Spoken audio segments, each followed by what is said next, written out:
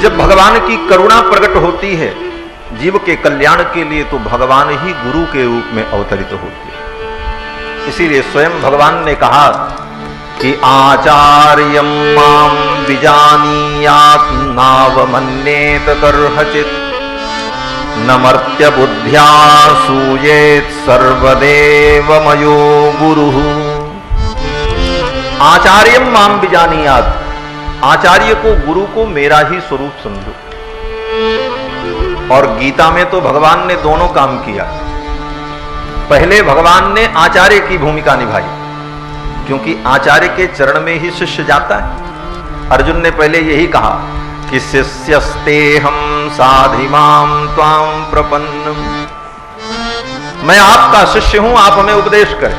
भगवान ने कहा ठीक, अब हम आचार्य बन जाते हैं। भगवान आचार्य बनके अर्जुन को उपदेश करने लगे। जैसे आचार्य उपदेश करते हैं, भगवान की शरण में जाओ, भगवान की भक्ति करो, तो भगवान भी आचार्य बन करके अर्जुन से कहते हैं कि तमेव शरणं गच्छ सर्वभावेन भारत। आचार्य की भूमिका। और जब आचार्य की भूमिका को अर्जुन ने ठीक ठीक समझ लिया, तब स्वयं भगवान अपनी प्राप्ति के लिए अपना अनुभव कराते हैं। भगवान कहते हैं मामेकं शरणं व्रज मन्मना भव मद्भक्तो मदयाजी मां नमस्कुरु। जीवों का भगवान उद्धार करते हैं। आचार्य के 14 लक्षण श्री वेदांत देशिक स्वामी जी ने बताए हैं।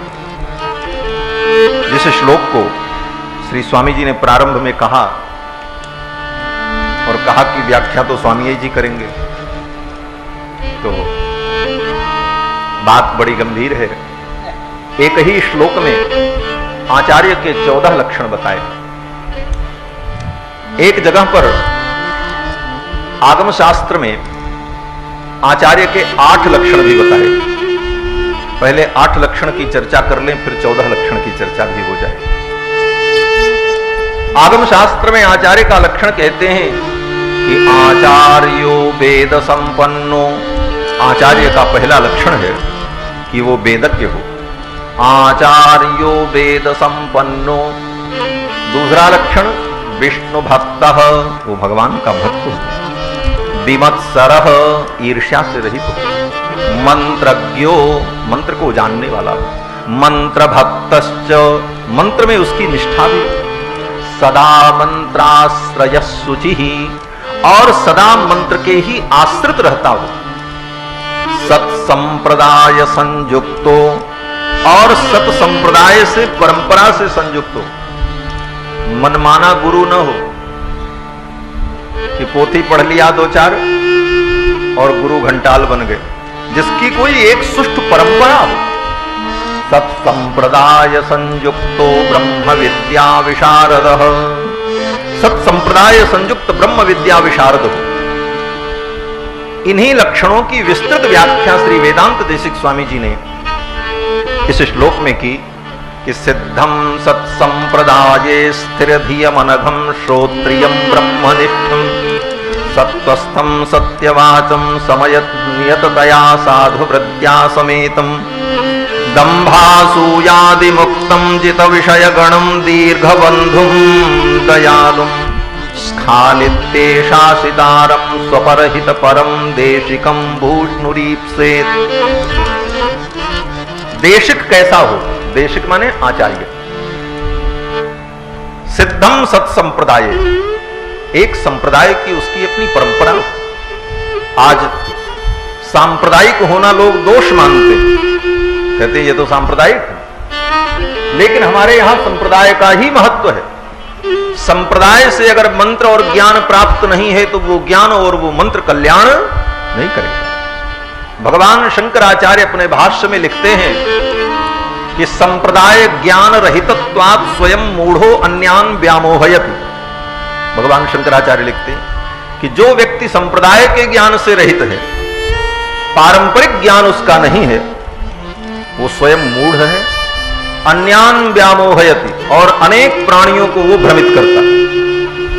इतने से ही आप समझ लें कि पारंपरिक सांप्रदायिक ज्ञान का कितना बड़ा महत्व। हमारे यहां संप्रदाय का ही मूल्य है, मौलिक ज्ञान का कोई मूल्य नहीं। आप मौलिक ज्ञान अपना लेकर के बैठे रहो, 2 कौड़ी का आपका मौलिक ज्ञान। लोग कहते हैं महाराज ये तो इनका मौलिक चिंतन है, ये इनकी मौलिक रचना है। बंधुओं, हमारे यहां कोई भी रचना मौलिक नहीं, सब पारंपरिक। महर्षि वाल्मीकि भी रचना करते हैं तो ये नहीं कहते हैं कि ये मेरी मौलिक रचना है। नारद जी जैसे गुरु के द्वारा जो मुझे ज्ञान प्राप्त हुआ मैं उसका विस्तार करूं। वेद व्यास जी ने ये नहीं कहा कि ये मेरी रचना है। नारद जैसे गुरु के द्वारा जो मुझे ज्ञान प्राप्त हुआ मैं उसका विस्तार करूं। इसी को कहते हैं सिद्धम सत्संप्रदाये स्थिर धीय। आचार्य का दूसरा लक्षण क्या है? स्थिर धीय, जिसकी धी अर्थात बुद्धि स्थिर हो। जय हो, क्या बात है। जिसकी बुद्धि स्थिर हो, धी हो,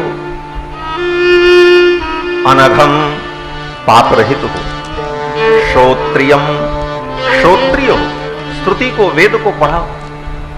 आचार्य का यह विशिष्ट लक्षण है कि वो वेदज्ञ हो, क्योंकि वेद ही परमात्मा का संविधान है। वेद ही परमात्मा का संविधान है। अगर वेद रूपी संविधान को आचार्य नहीं जानता है तो उस आचार्य के द्वारा जीव की शरणागति, जीव की प्रपत्ति सफल नहीं होगी। जैसे जज के सामने निर्णय दिलाना हो तो व्यक्ति वकील करता है, और वकील की विशेषता क्या होती है?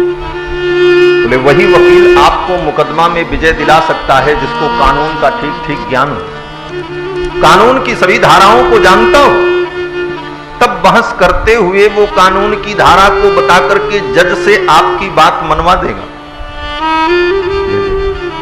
उसी प्रकार से निर्णय करने वाले यज तो भगवान है, लेकिन जब तक आचार्य रूपी वकील वेद रूपी संविधान को जान करके तदनुकूल भगवान से बहस नहीं करेगा, तब तक उस जीवात्मा को भगवान की कृपा और करुणा प्राप्त नहीं होती।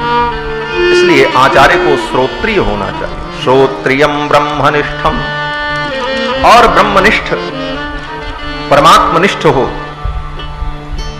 सत्य सत्वस्थम सत्यवाचम सात्विक हो,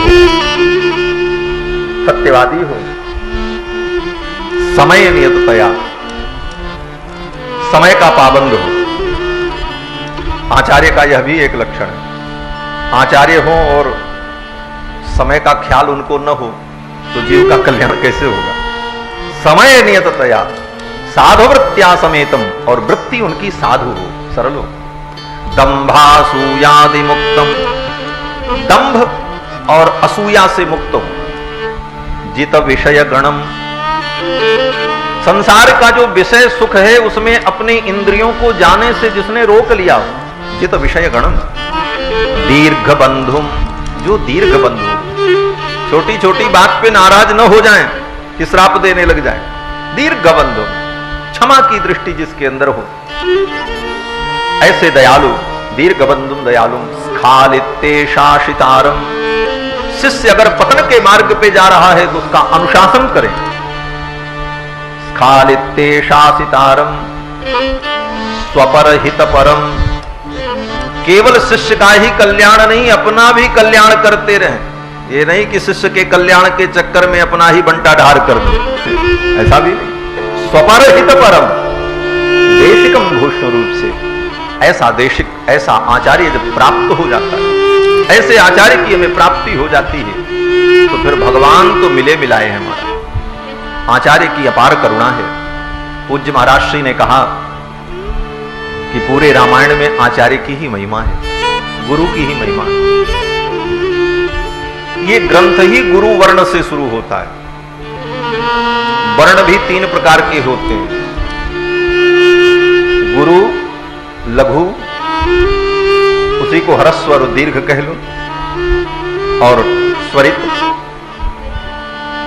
तो रामायण शब्द में जो रा है ये दीर्घ वर्ण है, गुरु वर्ण है। गुरु वर्ण से ही इस ग्रंथ का आरंभ है।